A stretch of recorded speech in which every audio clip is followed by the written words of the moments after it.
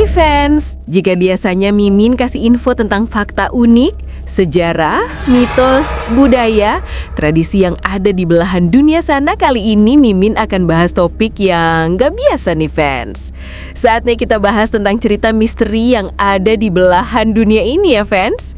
Selamat datang di channel Masirin Tamsri. Buat kamu-kamu yang belum subscribe channel ini, agar buruan tekan tombol subscribe-nya, tekan tombol like, komen, dan juga share ya fans ya, biar Mimin makin semangat kasih info baru buat kamu fans. Cerita kali ini datang dari Indonesia aja ya fans. Oke, kita ke cerita horornya ya.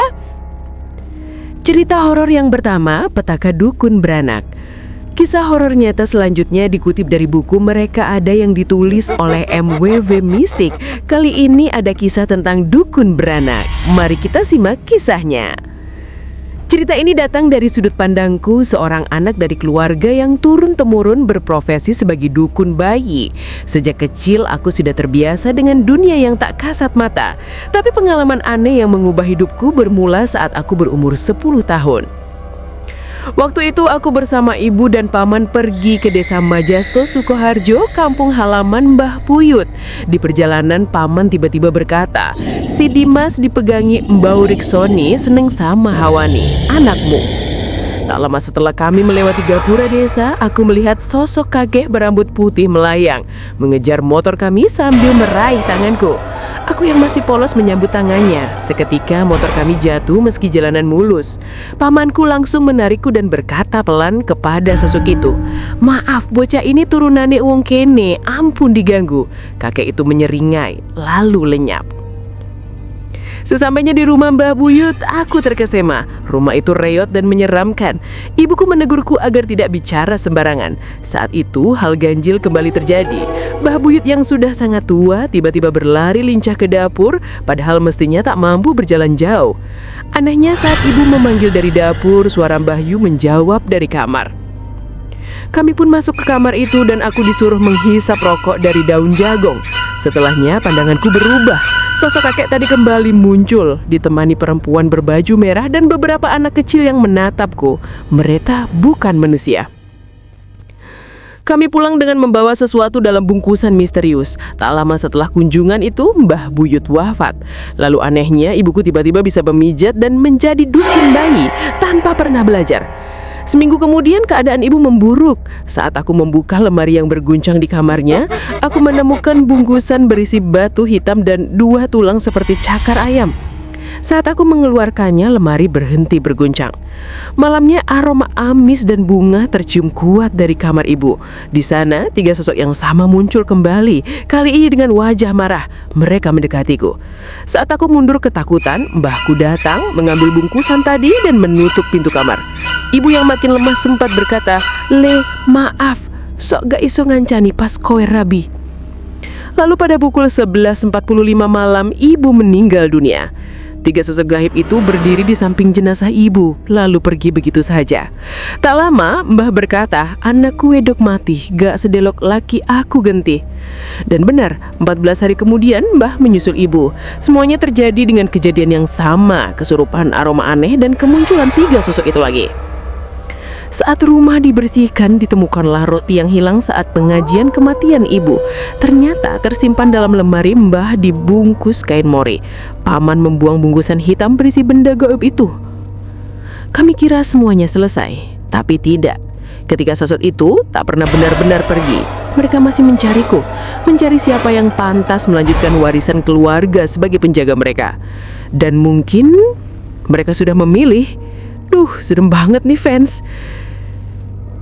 Cerita horor selanjutnya, Kesalahan Fatal. Masih dari buku Mereka Ada, karya MWV Mistik, berikut ini merupakan kisah horor nyata yang berjudul Kesalahan Fatal. Saat berusia 14 tahun, aku terjebak dalam dunia kelam keluargaku yang erat dengan praktik musyrik. Aku adalah anak bungsu dari 2 bersaudara. Keluarga dari pihak ibu memegang teguh adat Jawa, sementara pihak bapak adalah orang yang sangat religius. Dari sinilah benturan besar dalam keluargaku.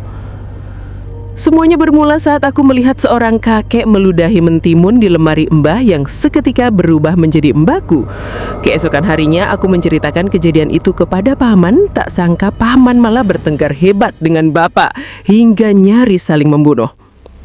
Meski bapak membacok paman, tak ada luka sedikit pun di tubuhnya. Justru bapak yang luka parah, memuntahkan darah setelah didorong paman. Beberapa hari setelah kejadian itu, saat rumah sepi, paman mengajakku ke rumahnya di Palur, Solo. Di sanalah segalanya berubah. Aku dihisap ke dunia tak kasat mata, melihat makhluk-makhluk gaib menyeramkan, bahkan anak kecil bermain dengan potongan kepala. Aku ketakutan, pingsan, dan sejak saat itu mulai belajar ilmu dari paman. Semua semakin dalam ketika kami berziarah ke makam Mbah Buyut di Majasto. Di sana aku diberi batu putih yang konon bisa memberi kekuatan dan mata batinku dibuka kembali. Aku mulai sering mengikuti paman ke tempat-tempat angker, merasa kuat dan tak terkalahkan. Tapi dalam hati kecilku ada kekosongan. Sampai akhirnya aku bertemu kembali dengan bapak. Dengan emosional aku menuntut alasan perceraian orang tuaku. Disitulah bapak mengungkap semuanya, bahwa aku dulu lahir sungsang dan hampir mati, tapi diberi kesempatan hidup kembali oleh Allah. Harapannya aku akan jadi anak yang lurus, tapi aku malah mengikuti jejak musyrik keluarganya. Bapak bercerita bagaimana dia sering menjadi korban balasan dari perbuatan mereka. Muntah darah, bahkan cacing. Puncaknya aku memutuskan bertaubat dan membuang batu putih itu ke Sungai Bengawan Solo. Tapi malamnya sosok wanita bergigi taring muncul dan membuatku kesurupan. Setelah sadar, aku disudutkan oleh keluarga sendiri. Bahkan paman dan kakak menganggapku pengkhianat dan mereka tidak mau membantuku lagi. Akhirnya aku memutuskan pergi dari rumah, hanya diantar oleh ibu sampai depan rumah. Saat berpamitan, sosok kakek yang dulu kulihat kembali muncul, seolah menandakan bahwa aku belum selesai dengan dunia lama itu. Tapi aku sudah mantap, aku ingin hijrah, aku ingin menyusul bapak ke Surabaya memulai hidup baru. Cerita ini adalah cerita nyata, bukan dongeng atau film horor. Ini adalah potongan hidup yang aku alami sendiri. Semoga bisa jadi pengingat bahwa ketika kita salah langkah, jalan untuk kembali mungkin sulit, tapi bukan tidak mungkin. Jangan pernah remehkan kekuatan keimanan, karena itu satu-satunya pagar pelindung dari kesalahan fatal yang mungkin tak bisa diperbaiki lagi.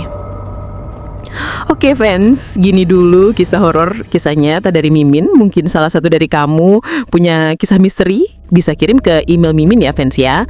Alamat email Mimin cantumkan di deskripsi video. Jangan disimpan dong kalau punya cerita. Siapa tahu banyak yang mau dengerin cerita-cerita horor dari kamu ya fans. Oke fans, jika kamu suka video ini like dan share ya. Tekan tombol subscribe dan loncengnya juga ya, agar kamu gak ketinggalan video-video terbaru dari Mimin. Yuhu, bye-bye fans.